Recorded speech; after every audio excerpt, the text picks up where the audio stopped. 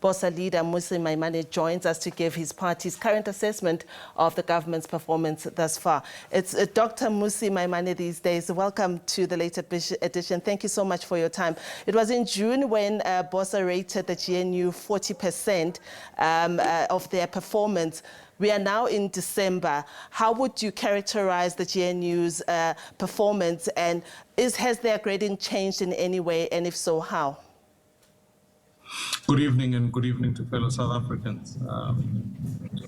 I think more than anything, it's worth realizing the fact that we maintain that the GNU has remained at maybe 50%, given the fact that in many ways, you've had some good things that have happened this year, and those maybe speak to us getting ourselves off the grey list. Secondly, ensuring that we have a primary balance in the budget that was tabled. But I think the absolute negatives is the fact that the GNU has not produced a plan as to how to grow the economy, how to ensure that South Africans can find work, and more importantly, on the question of safety. Here recently we are mourning the death of DJ Warras, but there have been so many South Africans who have been killed, which has spoken to the fact that our police are not being run by the police minister, but the allegations, at least as tabled at the Madlanga Commission, indicate that our police are being run by criminals. So we're living in a country where crime is high, unemployment is low, and more than anything, we've also seen the horrendous scenes of the Tembisa hospital this year, where even as we sit here today, we have a government that hasn't arrested anyone, yet money was stolen where our citizens are supposed to go to hospital. Let's talk about some of the causes that you have firmly stood behind. And I'm remembering this because in just a few weeks, we are going to have the matric results come up. And you did champion the issue of calling for a pass rate to be increased from the current 30%. It didn't seem to take off very well.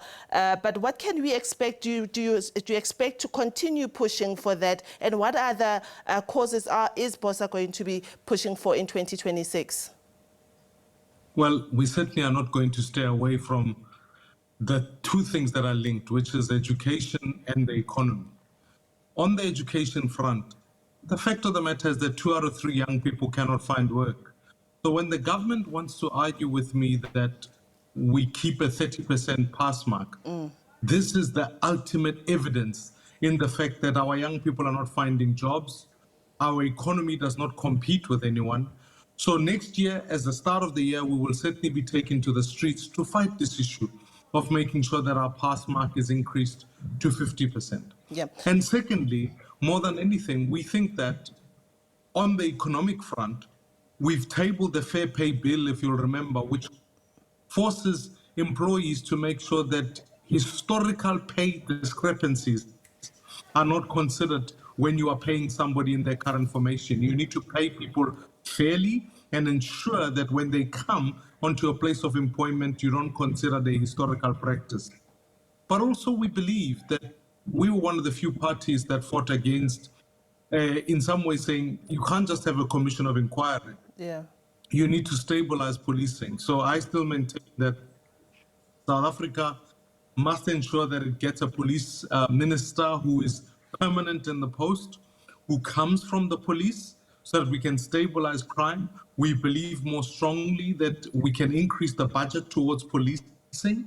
And as chair of the Appropriations Committee, which is the work I've been doing, I want to look more strongly at ensuring that not only do we allocate resources towards policing, but we increase the amount of research that we do so that new ideas about not only to fight crime, but to create economic opportunities are then found.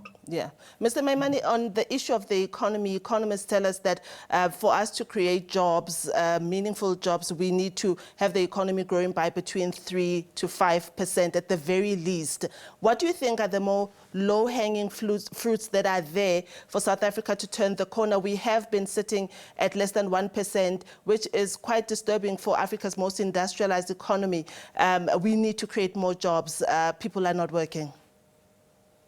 There can be no doubt, and that's why I agree with all the economists that say we need to grow at 5%. Our population is growing at 3%. So if you're growing at 1%, it means that in essence, you're not keeping up with population growth.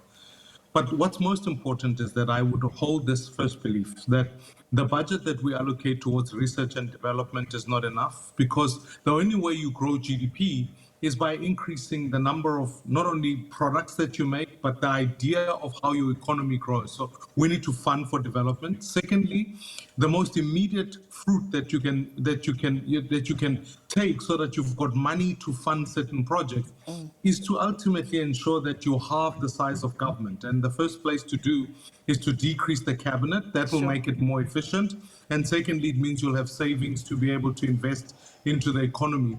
The third and most crucial is what perhaps maybe others have seen, is the increase in infrastructure spend. And that speaks to strengthening municipalities, because that's where infrastructure is going to be laid out. And crucial infrastructure is around rail and export markets, so that goods who are manufactured here can be sent to other parts of the world. But I can't forget the fact that the biggest disinvestment in South Africa is born out of the fact that people don't feel safe. So if you don't deal with the question of policing, no economy is going to grow within that space. Yeah, Dr. MmusiMaimane, thank you so much for your time.